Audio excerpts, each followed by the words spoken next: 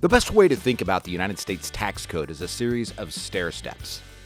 We're going to talk about a couple of concepts. One, as you climb those steps, we want to make sure that you're all the way to the top of the step and that you don't trip. That's what we call bracket bumping. We want to use the tax code, not be abused by the tax code. We have no intentions of being reactive to what the IRS says. We want to be responsive to your situation to figure out how to put you in the best light. The second is we're going to talk to you about what tax bracket you're married to and what you need to consider in your financial planning going forward. Join us on Consider This program today. We're going to talk about that, tax bumping strategies. Well, good morning and welcome back to Consider This program. I am your host, Joe Clark. And I'm Grant Soliven. And man, we are happy to have you, Grant, the man in pink. If you're watching this on YouTube, right? He looks good in pink. No way around it. Grant has his degree in financial planning from Purdue University. I might have been fortunate enough to be the professor at the capstone course at Purdue at that time. I taught at Purdue for 7 years. We have 14 semesters, as I like to say.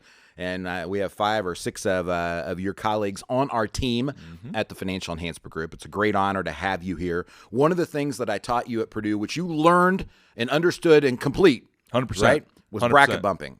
Yeah, that's a fib. He might not have got that. We're going to talk about the U.S. tax code today, how it works, and what bracket bumping is, as well as what tax bracket you're married to and things that you need to consider. Grant, go ahead and take it away. Absolutely. Thanks, Joe. As we get into the topic, one thing I want to take a step back on and describe is the differences in language some people hear. Because there's a lot of confusion. When you're working with the tax professionals preparing your taxes like a CPA, they're going to often talk to you about your effective tax rate. And that is the average dollar of tax you pay across all of the stair steps. And it's a very important metric we focus on when doing tax planning in the distribution phase of life. So as a recap, 3 phases of finance. We call them accumulation, preservation, distribution. Distribution is the leg of finance where you're now taking money out of the accounts you've built up and saved. That's distribution. We're figuring out how to create income from those assets. And effective matters a lot in that stage of finance because we're looking at controlling points of volatility and making sure your average tax dollar isn't too high. So a good number to pay attention to, especially in distribution. But when it comes to planning, another metric we have to be very focused on is understanding your marginal tax rate. So when Joe talks about stair steps, stepping on stairs in the tax code, that's your marginal tax rate. What rate are you married to? You know, for us in the current code, as the time of this recording, the bottom's 10%, then there's 12, 22, 24, all the way up to 37. And again, that's going to change over time. And so for us, what bracket are you stuck to? And how do we optimize planning in that bracket? So for example, let's say you are now in the distribution phase of life. You're in that magical 10 to 12% tax bracket stair steps, and how do we prevent you from or keep you reasonably in those stair steps to do good tax planning for year end? Very important stuff. So when you look at the 2 definitions, marginal tax rate, effective tax rate, both very important. Now, Joe, I will say one thing about the marginal tax rate because it's still confusing for people. So we have families come in and say, oh, Grant, I made $100,000 this year. And I'm saying, great. Is that your total income? Yep, that's my tax rate. Love it.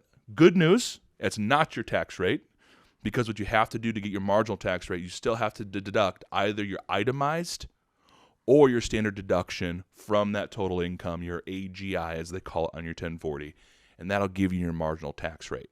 So good news, I always look like a hero when I'm bringing their taxable income down when I add the standard deduction, itemized deduction. So those are good key definitions to keep in mind when you're looking at your 1040. So so get what if you're taking notes, this is the professor in me coming out. If you're taking notes, you want to write down marginal tax rate. You want to write down effective tax rate. Effective rate is the average rate you pay on each dollar. The only time that it matters from a financial planning standpoint is during distribution, right? The 2 goals, managing volatility. Second is making sure that you have the lowest tax rate on the average dollar you distribute. Marginal rate is what is the last dollar you earn taxed at? What is the highest bracket? And then Grant's going to go into being married to that tax return at some point in time. Hopefully we have enough time, married to that rate. But what he said, and keep this in mind, is you have your adjusted gross income. You have all the deductions before it, right? After that, you've got your standard deduction, your itemized deduction, any capital losses you may have, and then you're going to get to your taxable income. And whatever that number is going to tell us what that marginal rate really is. All right, so let's talk about bracket bumping. What does that mean? So, Joe, when we get to bracket bumping, let's use that $100,000 income as an example. So, and if a family comes How old are they? Actually, let's do this. Let's say they are required minimum distribution age. So, so they're 72 or over. At the age of this recording. Time of this recording. They're 72. Required minimum distributions are coming out. They're taking Social Security. They've got assets and portfolios that need to come out. There's also some capital gains in there. And so when you look at the required minimum distribution, you look at Social Security, pensions, etc., they make about $100,000 a year. Okay? And when you take a look at that $100,000, let's say for our purpose in this case study, they're taking the standard deduction. Okay? So effectively, they're over 65, so get a $1,300 bump. They're taking a little over $2,700 of standard deduction off of their 1040 for this year. And so we go to the math, 100,000 minus 27,000. Where are they at, Joe? Bada boom. Bada boom, 12% tax bracket. How I know that? Top of the 12% tax bracket is $81,050. So looking at how much they have left in the tax bracket, that little bit of wiggle room we have there between $81,000 and the standard deduction, now we can do a lot of wonderful things. So let's say they have a portfolio with lots of capital gain. There's this beautiful piece of the tax code. Joe, I love it so much.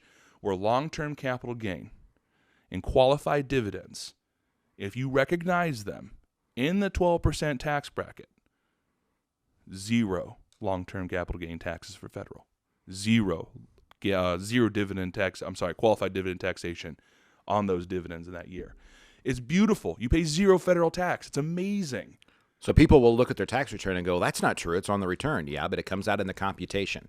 So remember, when you're looking at this, what Grant's talking about is if you've reached that maximum top of the 12% bracket, your capital gains are still going to be taxed if they go above the 12%. It's a preferential item, which means you're going to pay less tax than somebody who has a higher income. That's important to understand with your heirs and your beneficiaries. Mm-hmm. But if your adjusted gross income without capital gains was $50,000, you can honestly have $20,000 to $30,000 of long-term capital gain and pay no tax. This is one of the major gifting strategies we use for families that are gifting things to their children in terms of that taxation, because their bracket may very well be different than yours. And actually, Joe, we serve a current family right now where there's a large single holding stock in this family's portfolio, and the parent is going to leave the stock to the child, right? And again, we don't know with current tax legislation what's going to happen with step up in cost basis, etc. And so this child is living essentially in a 0% tax bracket. They pay no federal income tax. And so we can essentially gift a substantial amount of stock every single year, and they pay 0% federal tax. You do not. The step up in basis is under attack again in my entire 34-year career. I can't remember in George Bush Sr. whether it was under attack in his administration or not, but every other, whether it's Clinton, Obama, Bush, Trump, step up in basis has always been attacked. And there are people who have stock portfolios with kids that are in the 12% bracket or below that are holding on to the stock under the presumption that the step up basis will still be there. There is a major gifting strategy here, folks, before the end of the year that you can really, really grab a hold of and make meaningful difference for your children, grandchildren, whoever it is you want to give. And there's some issues with the kiddie tax. So again, don't just run out and do this without having professional guidance, but you need to have somebody who understands your opportunities. And one of the biggest mistakes I believe people make with the tax code is they think it's a one-generation issue. In the middle class in America, we all want to raise our kids, my two daughters, your kids. We all want to raise them to be independent, self-sufficient, and everything else. The tax code doesn't perform best that way. It's no secret. I have used my mom's tax return. I have used my kids' tax return. Right? And obviously I have to use my own. Right? So, it's make sure you're using those strategies. Sorry, Grant, tangent. No, I love the tangent because Joe's going to go, it's going to roll right into the next topic quickly. So let's take the same example, 100,000, standard deduction 27. And let's say you have no money that has capital gains, and like your many families in America, all of it's tax deferred assets, meaning they're in a 401k plan or an IRA. Well, if you did the math with us, then you'll know that there's roughly I think it was a $7,300 difference between when you take the standard deduction from the $100,000 of income to the top of the 12% tax bracket. And when you look at that and you go, oh, I'm sorry, the difference is $73,000, and the difference between $81,000 and $73,000 is $8,000, and you go, oh my gosh, $8,000 of wiggle room. Whew, we didn't make it to the 22% tax bracket. Well, I think it's important for all of us to know that Joe picks up pennies. True story. And what that means is we look at that $8,000 and go, we're still married to 12. We have a little bit of wiggle room, and there's an IRA. I think a Roth conversion is coming. And some families look at us and go, wait a second, why? It's so little. Pick up pennies. $8,000, $7,000 of Roth conversion means that $7,000 gets to grow income tax-free for a long period of time. I've been doing it for the last 13 years using the backdoor strategy. In 2007, the IRS said, hey, you're going to be able to do this regardless of adjusted gross income starting in 2010. So I put our stuff in order, and so for the last 14 years, I've been able to contribute what many people would call a small sum that has grown into a rather nice size sum over the period of time. And there's nothing more offensive to me when somebody says my broker is my brother or my friend, and they're at a wirehouse and they've got a brokerage account and no Roth IRA and qualified for one every year, because that entire brokerage account could very well be inside of a Roth IRA today if the brother or best friend or uncle or cousin would have just taken the initiative. The problem is, in the wirehouse industry, they are penalized for having accounts that are too small. They don't get paid on it. It's extra administration cost. It takes time to open the accounts. Folks, this is about your financial journey. It's not about our convenience.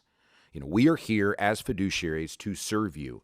That means we're going to cover the 5 critical elements: your life after work, the annual tax plan, the investment playbook, provide information and guidance, checklists and such on life happens, the good, bad, and ugly, and help you with your estate planning attorney on the legacy plan. That is our job. Remember what James Clear said in Atomic Habits: success is never dependent upon one thing, but failure can be. Folks, the tax return is one of those things that can create a great, great failure. Give us a call at 800-928-4001 or go to yourlifeafterwork.com.